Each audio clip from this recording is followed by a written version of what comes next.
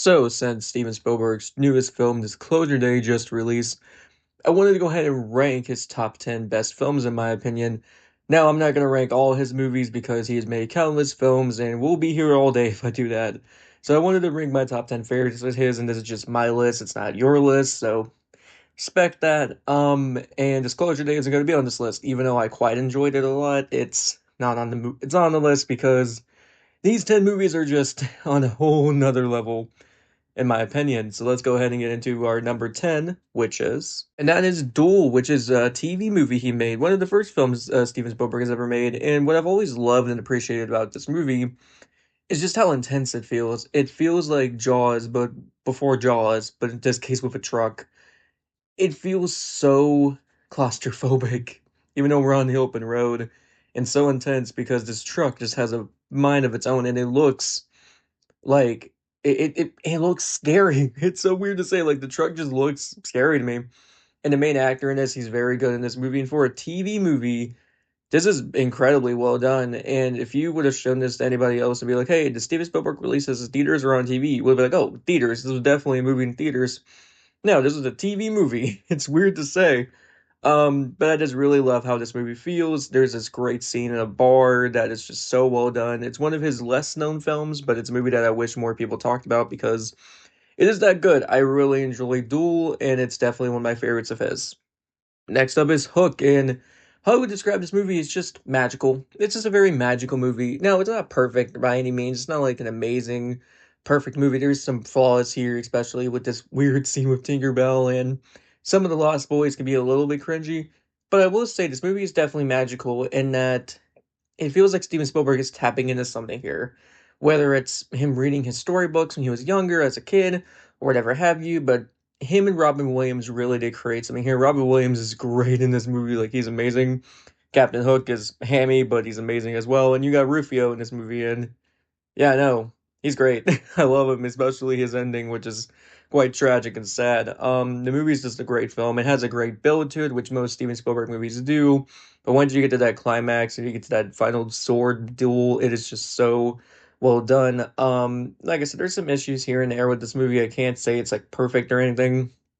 But as a fan of this movie and as somebody who watched it a lot growing up, I do have a special attachment to it, and I just really enjoy Hook. I just think it's quite good. Next up is Minority Report, and I will say the first time I watched this movie, I was quite confused. I was like, "This is not really like what most Steven Spielberg movies are." But upon rewatch, yeah, I think this movie's quite good. Honestly, like incredibly good.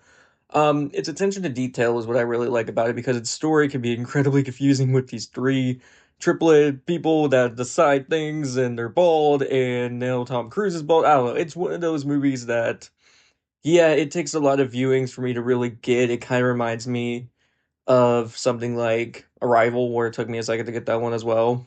But this movie, yeah, no, it's great. Tom Cruise is amazing here, and the for some reason the effects in this movie I found really interesting. Some cool guns in this that are completely different than what you would expect.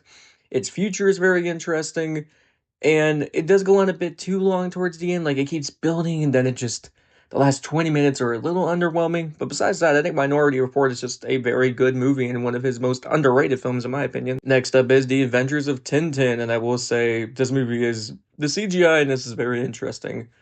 But I still would say this movie is very, very good. And the animation, it takes a second to get used to, but once you do, this is a very impactful story, and is adapting something I never really knew of before that I watched this movie. But it really works here. The cast in this movie is great. I love them and everything they're in. And what really makes this movie fun for me is just a sense of adventure. Like, of course, it's in the name, but it really does work here, and its emotional aspect is great. It's one of Spielberg movies to where I feel like he was kind of on autopilot a little bit, and it's why it's not like higher on this list. If this movie was just a little bit better and was a little bit longer, in my opinion, I feel like it would be a lot higher on this list. But as is, I think The Adventures of Tintin is a very charming adventure movie. It's just really fun, and once you get past the animation style, it took me a second too. You learn to appreciate it. So yeah, really enjoyed this one. Might be a little controversial to have this high on the list, but that is West Side Story, the 2021 version, and I've seen the original. This movie, I just think it's one of the best musicals of the decade, and I really hate that it got brought down by two things. And that is, it came out at a really bad time during COVID and right before No Way Home came out, and it also came out whenever Ansel Elgort, who's one of the main stars in this movie, is just not very good because the rest of the cast here is phenomenal, especially Rachel Zegler. I think she's incredibly good in this movie. This movie looks incredible. I love how bright and colorful it can be at times, and I really just it's the my favorite version of this story. It is my, in my opinion, the definitive version of this story because it does take its time a lot more than the original movie did, and it's also not as racist. But I also really do enjoy just the rest of the cast here. Besides him, is just incredible in this movie. I think they're great, and I just this is one of my favorite musicals of all time, which is crazy to say, especially in this day and age, whenever we're getting musicals left and right. But this is definitely one of my favorite musicals of the decade, and I really enjoy this one a lot.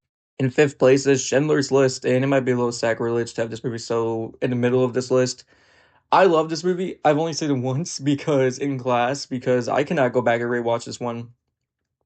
It's one of those movies to where I think the performances here are great, especially by Liam Neeson, who is amazing in this movie. Same thing with Ralph Fiennes. He's great here. But I cannot go back and rewatch this movie, man. This movie messed me up when I first watched it. Whenever I was in ninth grade. I saw this in my freshman year of high school. Nah, we're not doing that again. But I do say the direction here is amazing. I love the choice to have this be in black and white. It makes it a really good, and then the choice to have the one person in color is great.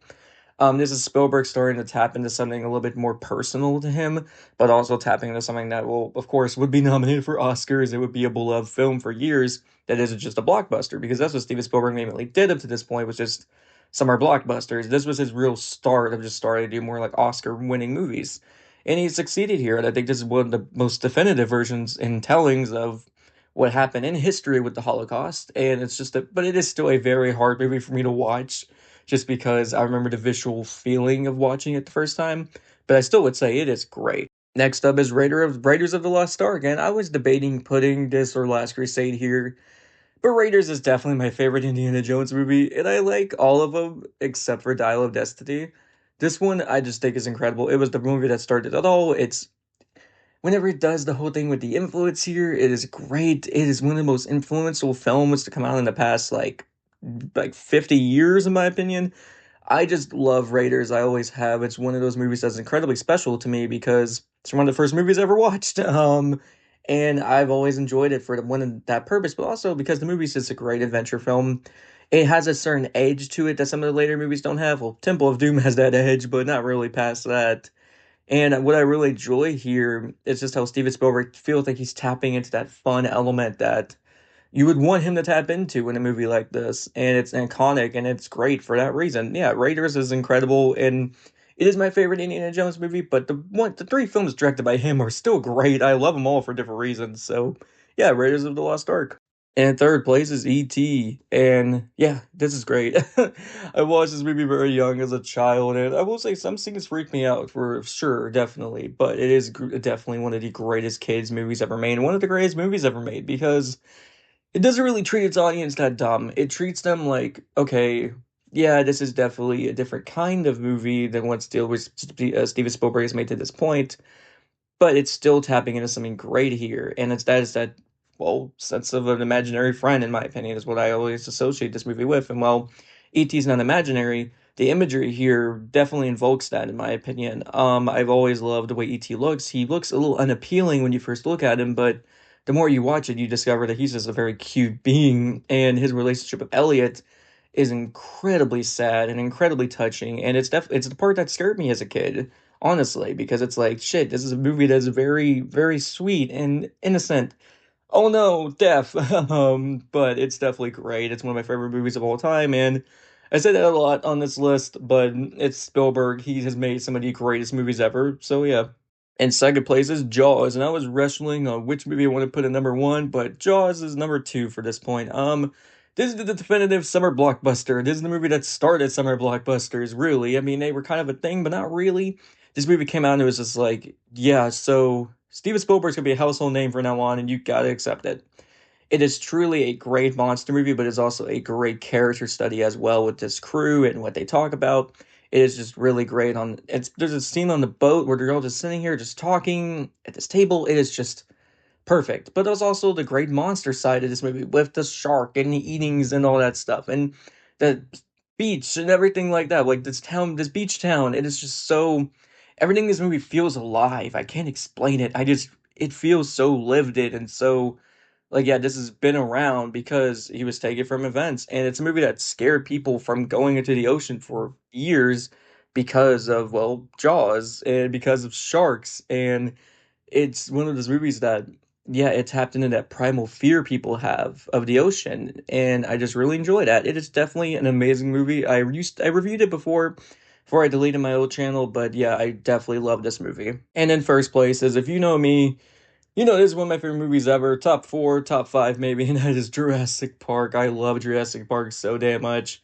This is a very special movie to me because it is what got me into, well, dinosaurs, and it's something that I wanted to pursue for the longest time until I realized not really a lot of money in it, but I love the era of the prehistoric, and I just really love this movie. It taps into something that I enjoy so much, and that is, it has a sense of wonder to it, but also this sense of horror in parts.